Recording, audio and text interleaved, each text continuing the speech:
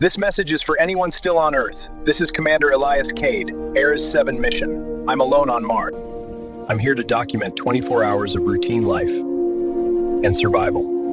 No backup, no rescue window. Just me and this planet. Mars, Hour 1. The sun rises slowly, turning the planet into a sea of red dust and long shadows. This is Commander Elias Cade, Ares 7. My task is simple. Document 24 hours of routine activity on Mars. Soil samples, equipment checks. Environmental logs. Morning here feels calm, almost peaceful. Gravity is lighter. Movements feel slow, controlled. The silence is constant. No wind, no wildlife, no distant noise. Only the sound of my breathing and the soft mechanical pulse of my suit. By hour 3, everything checks out. Radiation within limits, oxygen stable, temperature manageable, but then the instruments hesitate. My ground scanner registers faint movement beneath the surface. Not strong enough to trigger alarms. Not violent, just consistent. Mars has tectonic shifts, so I log it and move on. By hour 5, I notice something else. The dust patterns around my boots don't behave normally. They settle too fast, like the ground is absorbing vibration. I kneels to take a soil sample. The surface feels warmer than expected. For a moment, I feel it. A low vibration traveling through my gloves, into my arms, into my chest. It stops the second I stand up. I tell myself it's nothing. Mars is full of nothing. Hour 6 ends with the sun climbing higher. The planet still looks empty, but empty doesn't always mean dead. Hour 7. The silence changes. Not louder, heavier. Mars always felt empty, but now it feels occupied. My suit microphones begin picking up faint, irregular sounds. Not wind, not static. Something between metal stress and distant breathing. I stop moving. The sound stops too. I resume walking. It comes back. Whatever it is, it reacts to me. By hour 9, my shadow doesn't behave correctly. It stretches at the wrong angles, bends where the sun doesn't allow it. Sometimes, for a fraction of a second, it splits in two. I tell myself it's dust distortion. I tell myself that because the alternative doesn't fit any training manual. Then I see movement, not clearly. Just something slipping behind a rock formation ahead of me. Too tall to be debris, too smooth to be natural. My heart rate spikes, oxygen consumption rises. I whisper into the recorder without realizing it.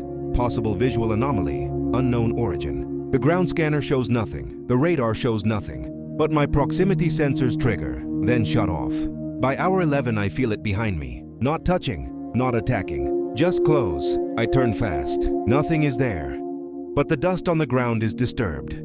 Pressed inward, like something heavy stood there moments ago. And whatever is here is learning how I move.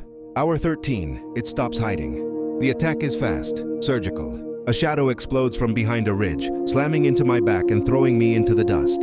I never see its full shape, just fragments. Long limbs, a smooth, dark surface that absorbs light. No eyes, no visible face. My suit alarms scream. Structural damage, oxygen leak. It retreats instantly, vanishing behind rocks like it was never there. Not a kill strike, a test. I force myself up and run. The thing follows, not chasing wildly, but pacing me. Always staying just out of sight, always close enough that I hear its movement scraping against stone. It uses the terrain perfectly, appearing ahead of me, behind me. Above me, I fire a flare directly at it. For the first time, I hear it react. A sharp, metallic screech. Furious, alien, intelligent. It lurches again. This time it cuts deep. My leg actuator fails. I fall hard. I crawl. The creature approaches slowly now, confident. I realize something terrifying. It's not adapted to Mars. Mars adapted to it.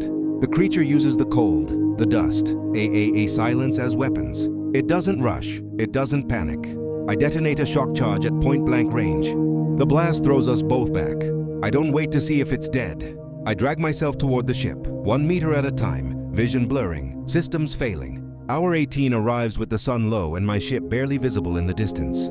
Behind me, I hear it breathing. Night on Mars is instant death. Cold rips through my suit. My oxygen drops below safe limits. I reach the ship as something slams into the hull from the outside. It followed me. Inside the ship, alarms echo in the darkness. Hull breach warnings, external motion alerts.